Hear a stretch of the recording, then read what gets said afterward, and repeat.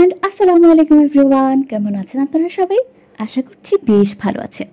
আজকে আমি খুব বেশি এক্সাইটেড, আমার ভয়েস শুনে আপনারা বুঝতে পারছেন।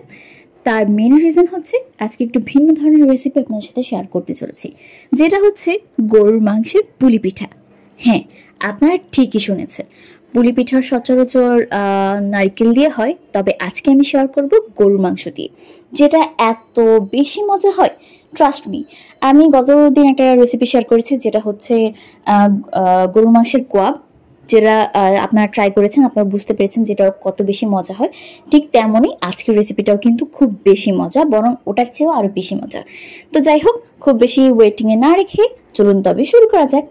প্রথমেই লাগছে একটা কড়াই, যেটার মধ্যে একটুখানি পরিমাণ মতো তেল দিয়ে, সরিষার তেল দেওয়া হয়েছে, আপনারা চাইলে সয়াবিন তেল ইউজ করতে পারেন। সরষের তেলটা মূলত ফ্লেভারের জন্য দেওয়া হয়েছে। তারপর দেওয়া হয়েছে বেশ অনেকটা পেঁয়াজ, তারপর দারচিনি, এলাচ, লং, তেজপাতা এগুলি দিয়ে নেওয়া হয়েছে, আর পরিমাণ মতো একটুখানি লবণ দিয়ে ভালো করে এবার পেঁয়াজটাকে ভেজে নেওয়া হবে তেলের মধ্যে। বেশ সময় নিয়ে এটাকে হালকা করে ভাজতে হবে, যাতে করে পুড়ে না যায় সেদিকে কিন্তু খেয়াল রাখতে হবে। এটা হচ্ছে আমাদের পুর বানানো হচ্ছে। পুরটা কিন্তু ভালো হলে পিঠাটাও কিন্তু একদম ভালো হবে, যেমনটা হয় নারিকেলের পুর, যে পুরটা থাকে সেটা ভালো হলে যেমন পুলি পিঠা খেতেও ভালো হয় তেমনই। আর এখানে 500 গ্রাম বিফ নিয়ে নেওয়া হয়েছে, যেটাকে কিমা করে নেওয়া হয়েছে। কিমা করে তারপর ভালো করে ধুয়ে পানি ঝরিয়ে তারপর এখানে দিয়ে দেওয়া হয়েছে।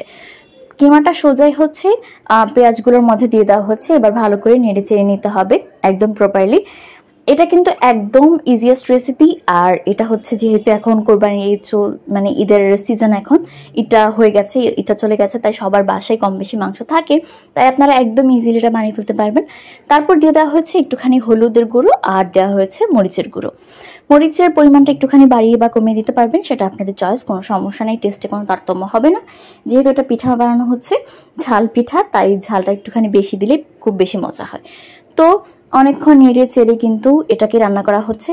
আর দেয়া হচ্ছে একটুখানি জিরে গুঁড়ো, তারপর দেওয়া হয়েছে ধনিয়া গুঁড়ো, দিয়ে ভালো করে এটাকে নেড়ে চেড়ে নেওয়া হয়েছে।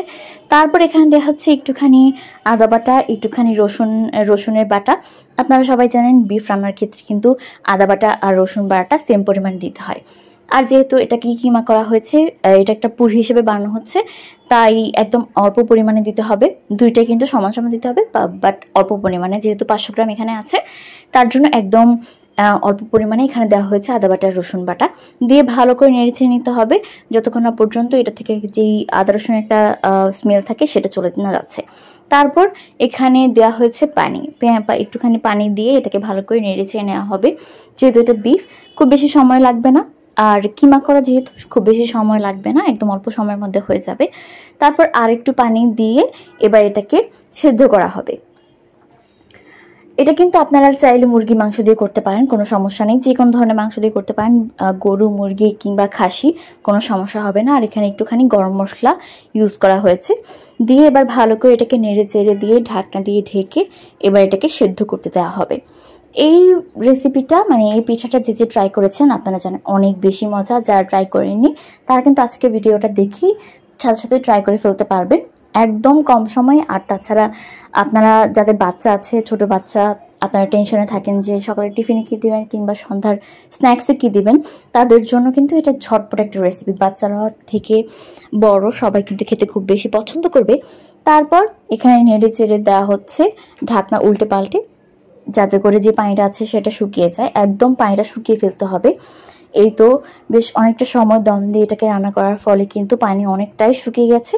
তারপর নেড়ে চেড়ে দেওয়া হচ্ছে, গায়ে কিন্তু কোনো রকম পানি থাকবে না, একদমই শুকিয়ে যাবে এমন একটা পর্যায়ে।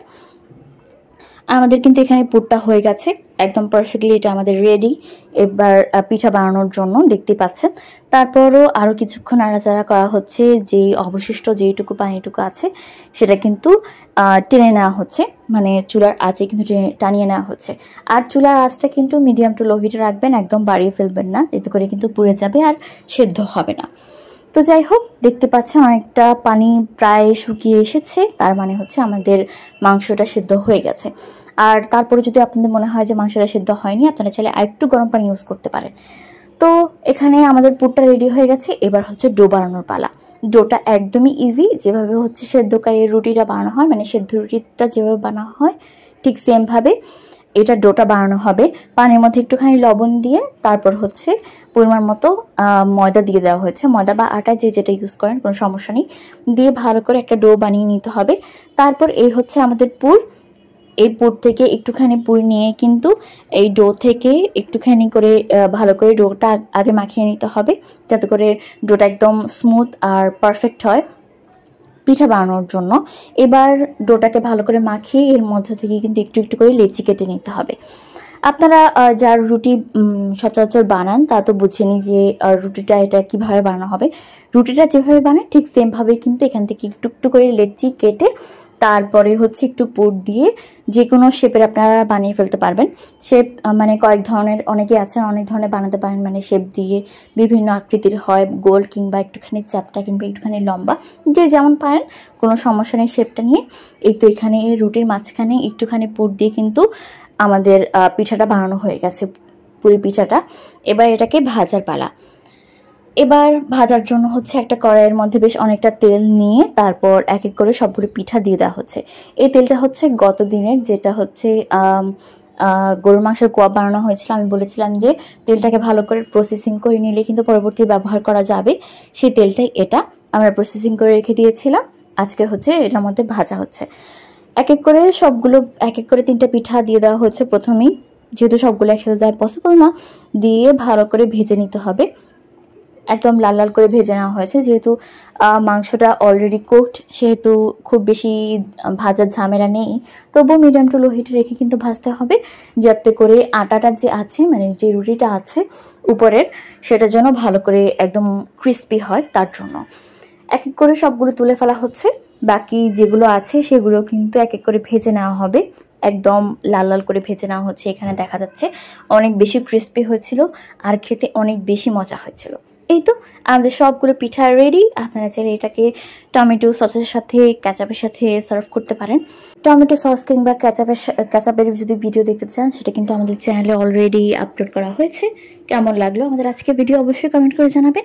ভালো লেগে থাকলে লাইক, কমেন্ট অ্যান্ড শেয়ার করতে ভুলবেন না। যদি ফেসবুক থেকে দেখে থাকেন তবে পেজটাকে ফলো করে দিবেন, আর যদি ইউটিউব চ্যানেল থেকে দেখে থাকেন তবে পেজটাকে চ্যানেলটাকে সাবস্ক্রাইব করতে ভুলবেন না। তো আজকের মতো এই পর্যন্তই। আপনারা এনজয় করুন। টাটা, বাই বাই, আল্লাহ হাফিজ।